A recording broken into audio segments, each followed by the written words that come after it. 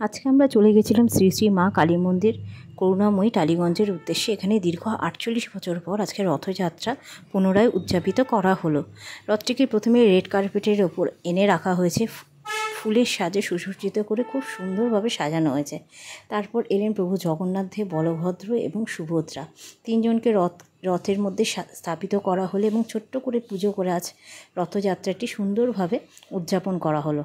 প্রথমে প্রভু শ্রী জগন্নাথ দেবকে তুলসীমালা সহযোগে এবং জুঁইমালা ও নীলকণ্ঠ সহযোগে সুন্দর করে সাজানো হলো এবং সাজানোর পর এত সুন্দর দেখতে লাগছিল যে কী বলবো। আজকে প্রভু জগন্নাথ দেবকে যেন ছোট্ট শিশুর মতো লাগছিল, একটা ছোট্ট শিশু ছোট্ট রথে চড়ে যেন ঘুরে বেড়াচ্ছে। কোনোদিনও আমি জীবনে আজ অবধি এরকম রথযাত্রায় সামিল হতে পারিনি, কিন্তু আজ এরকম ছোট্টখাট্টই একটা রথযাত্রায় সামিল হতে পেরে এত মনটা শান্তি লাগছে আর এত ভালো লাগছে যে কী বলবো। আর রথটিকেও সাজিয়েছে দেখুন খুব সুন্দর করে, একদম পুরো ফুলের সাজে সুসজ্জিত করে সাজানো হয়েছে।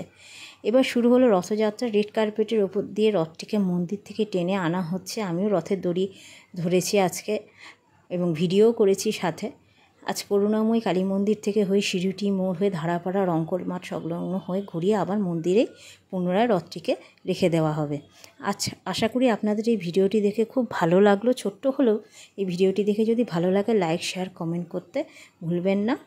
ধন্যবাদ ভিডিওটি দেখার জন্য।